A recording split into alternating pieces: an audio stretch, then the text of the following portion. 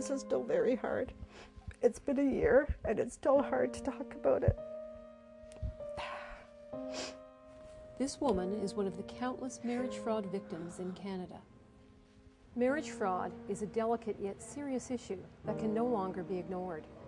Marriage fraud occurs when dishonest and immoral individuals take advantage of the trust, love, and resources of average Canadians simply to get into the country.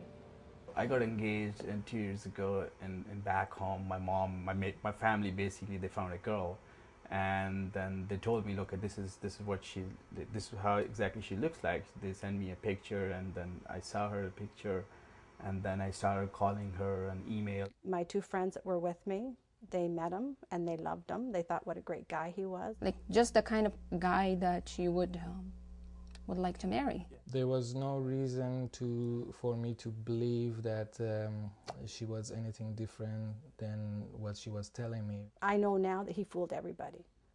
I applied for, like kind of sponsorship kind of things. I gather information, all kind of documentation process, and I completed everything for her. I paid like immigration, sponsorship fees. On the May 6th, when I went to the airport, I saw a different person. It wasn't the person that I'd seen before. His behavior was changing, and I couldn't figure it out. I thought that maybe it was because he was adjusting to the new country. So I thought, okay, I'll give him time and things will be okay. He was here only 2 weeks. He got a job, so I thought that's good. He's going to work and all that kind of stuff. And then one day when I got home at the end of January, he was gone. Every light in the house was on, and I was going through the house and calling her name. Every room's closet, everywhere I was looking. I went to the closet for a third time, and then I realized that her belonging was gone. I was in shock. I didn't know what to make of it. And as if the emotional harm wasn't enough, the government further victimizes the victims by harming them financially. Even though that person has left, that sponsor is still responsible for them for 3 years if they go on social assistance. Technically, we're just stuck with them. So for 1 year, he was on welfare, and now I owe the government $8,000. My 29 years of life, it's gone. Like I spent like 40 grand on this stupid relationship. Like emotionally, financially, she destroyed me. She ran away. She off the scene now. She got what she wanted, and that's it.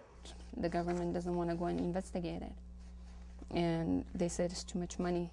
Government is giving this message: don't become a victim, because if you are a victim, there is no help for you. Canada does in fact have a law against marriage fraud, enshrined in our Immigration and Refugee Protection Act.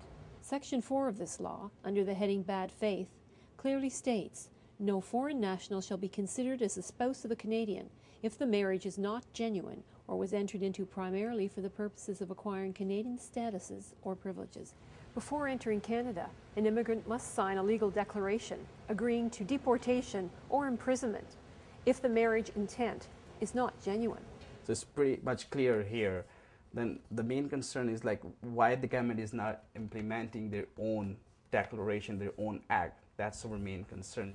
Victims of marriage fraud have nowhere and no one to turn to except each other.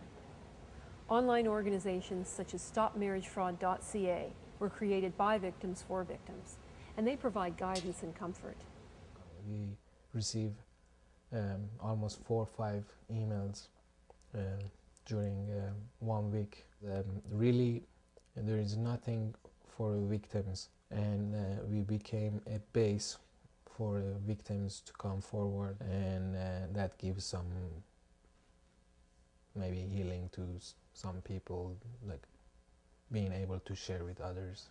On January 4th, 2007, Diane Finlay was appointed Canada's new Minister of Citizenship and Immigration. Neither Finlay nor any of her ministry representatives were willing to speak with us today. Nevertheless, marriage fraud victims continue to raise awareness in the hopes that Finlay will take notice and action to stop marriage fraud for good in Canada. I'm Margaret Mercer.